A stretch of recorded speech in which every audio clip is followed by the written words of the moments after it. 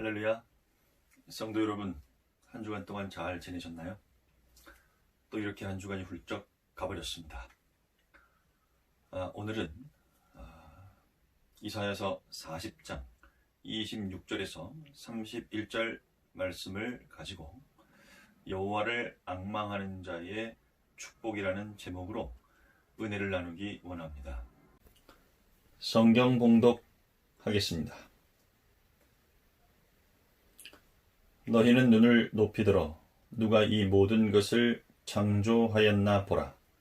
주께서는 수효대로 만상을 이끌어내시고 그들의 모든 이름을 부르시나니 그의 권세가 크고 그의 능력이 강함으로 하나도 빠짐이 없느니라.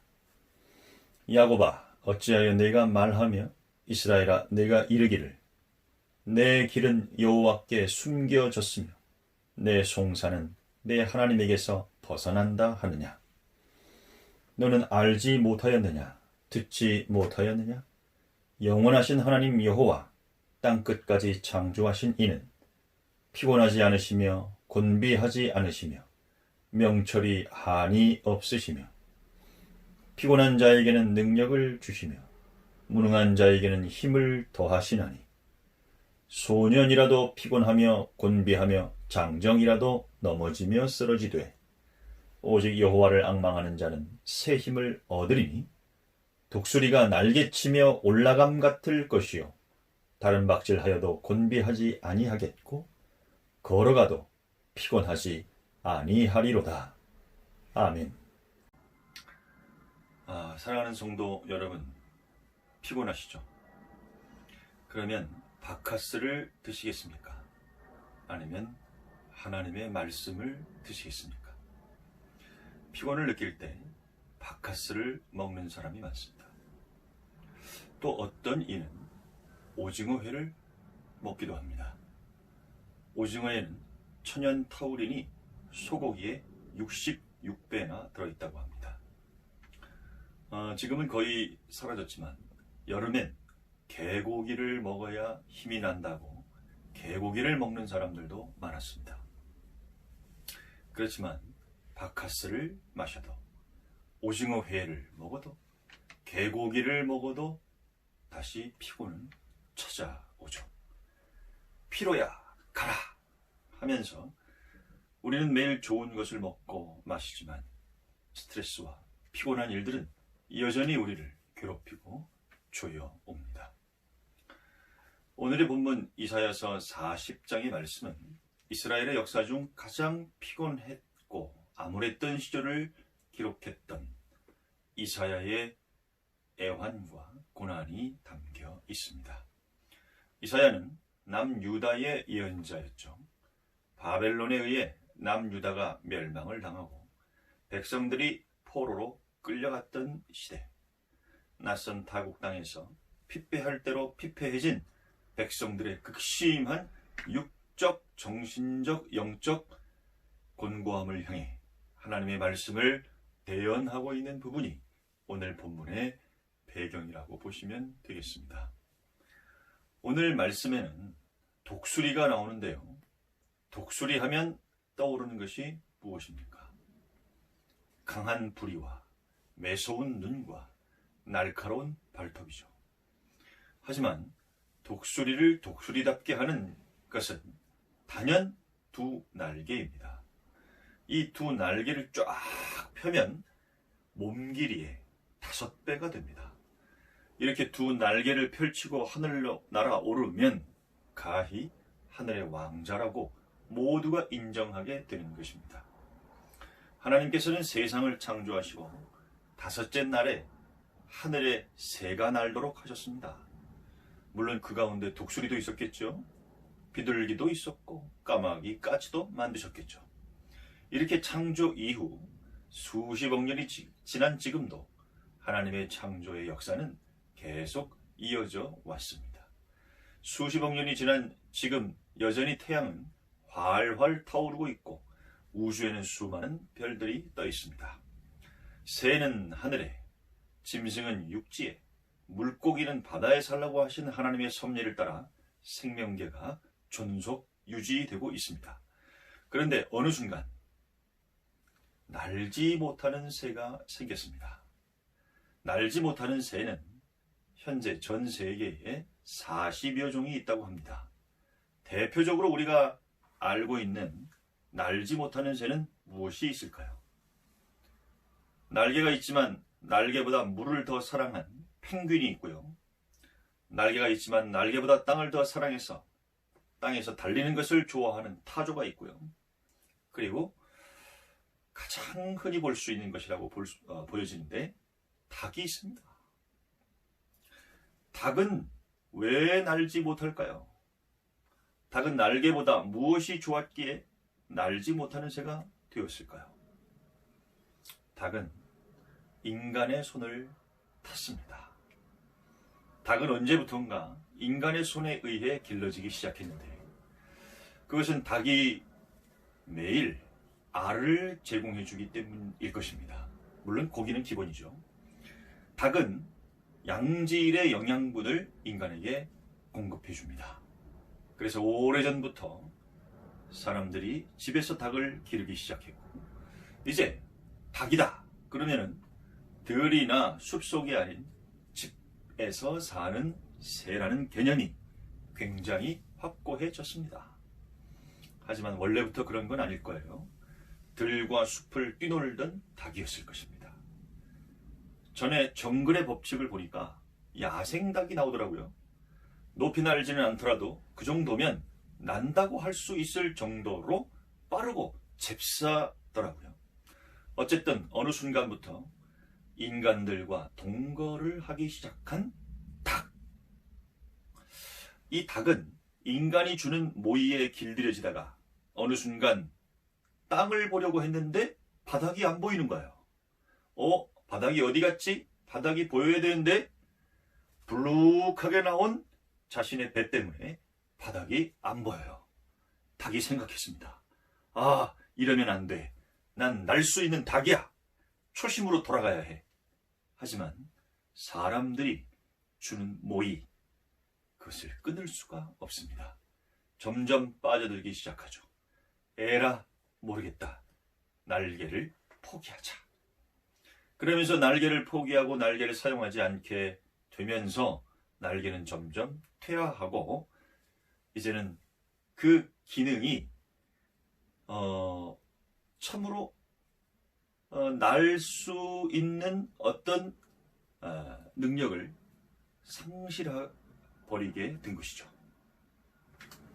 지상의 개나 고양이 등의 습격자들로부터 피하려면 하늘로 날아오르는 것이 가장 좋은 방법이라고 할 수 있겠죠. 또한 먹이를 쉽게 구하기 위해서도 하늘을 날 수 있는 편이 유리합니다. 이 모든 것을 인간이 해주게 된 거예요.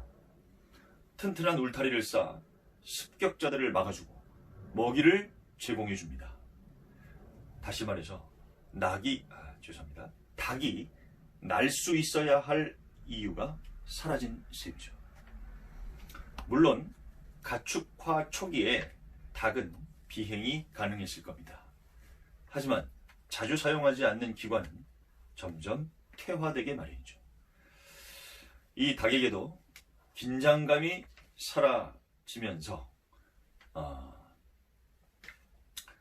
또 날개가 있어도 장거리 혹은 단거리로 비행할 일이 점점 사라지면서 날개는 자연스럽게 퇴화된 것입니다.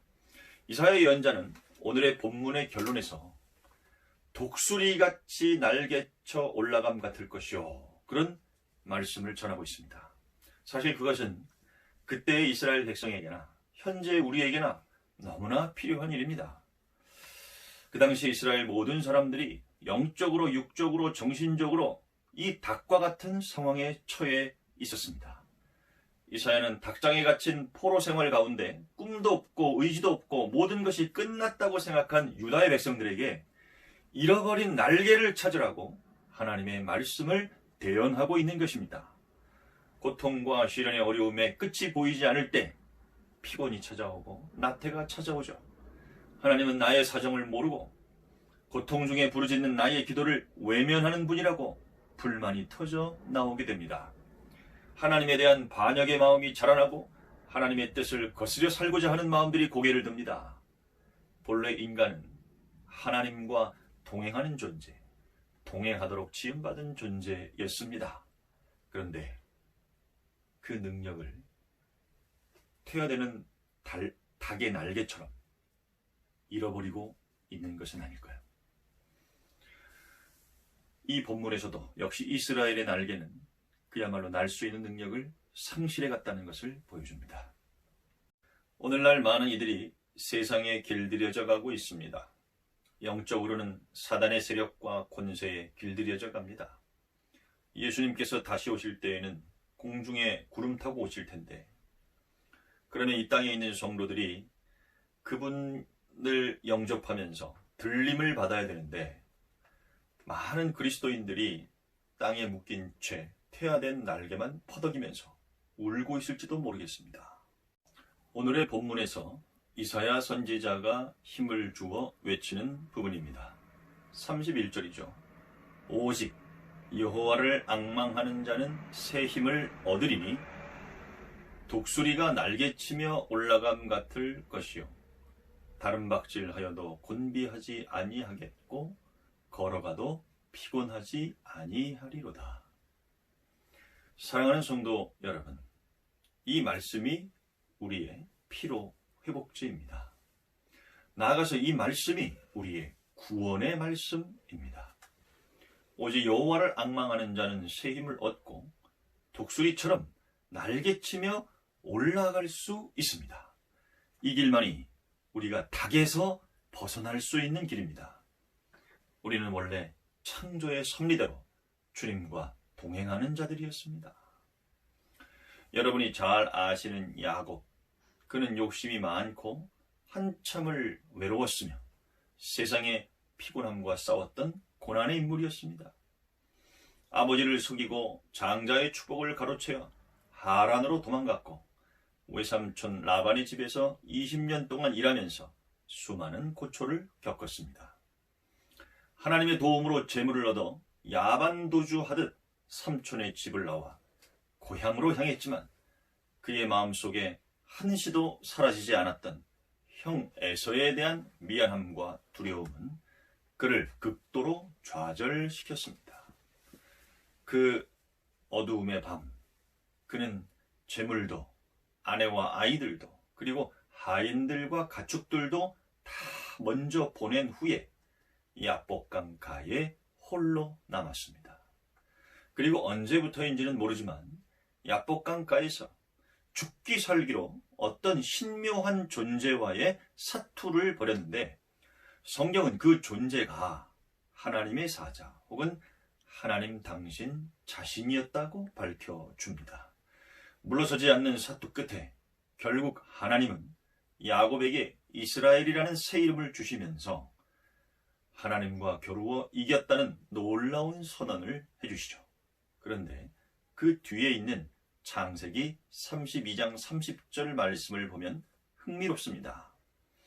그러므로 야곱이 그곳 이름을 브니엘이라 하였으니 그가 이르기를 내가 하나님과 대면하여 보았으나 내 생명이 보존되었다 함이더라 그랬습니다. 브니엘은 하나님을 바라본 자, 대면한 자라는 뜻의 히브리어죠. 그는 하나님의 얼굴을 직접 뵙고도 목숨이 붙어있다고 안도의 표현을 한 것일 수 있겠습니다. 그렇지만 제가 볼 때에는 그가 그와 같은 사투 끝에서 하나님을 대면할 수 있었기 때문에 모든 힘을 다하여 그분의 얼굴을 바라볼 수 있었기 때문에 결국 하나님의 축복을 받았을 것이다.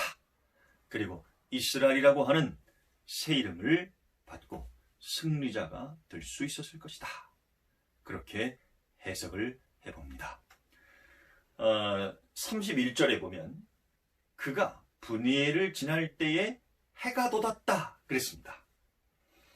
야곱은 하나님을 대면하여 본 그 장소를 브니엘이라고 명명했고요.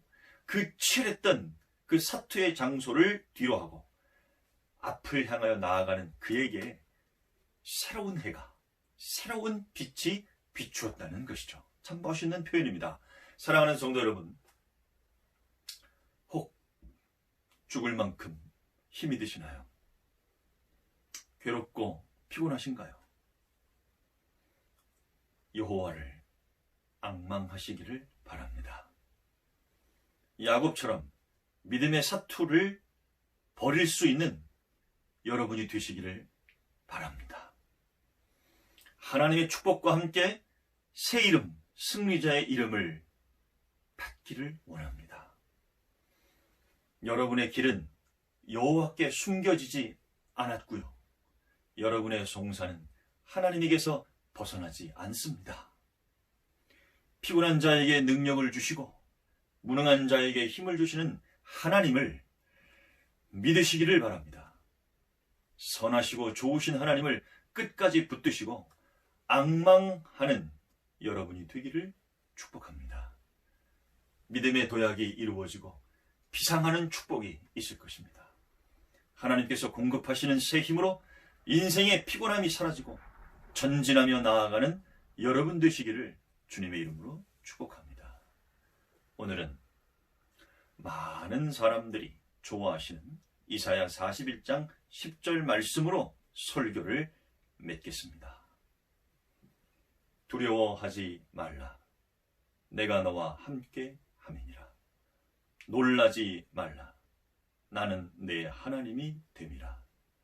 내가 너를 굳세게 하리라. 참으로 너를 도와주리라. 참으로 나의 의로운 오른손으로 너를 붙들리라. 기도하겠습니다. 주님이시여, 우리의 손을 붙들어 주시옵소서. 우리는 심히 연약하고 곤핍한 가운데 있습니다. 주님께서 우리를 붙드시고 우리를 도와주시어 하나님 가까이로 인도하여 주시고 하나님이 주신 생기의 축복을 받고 하나님이 주신 삶의 축복을 받은 믿음의 조상들처럼 이 어려운 시대를 살아가는 당신의 자녀들에게 하나님이 주시는 무한의 에너지를 공급받고 솟아오르고 날개쳐 오르는 신령한 힘으로 새로워지는 당신의 백성들이 되게 하여 주시옵소서. 예수님의 이름으로 간절히 기도합니다. 아멘.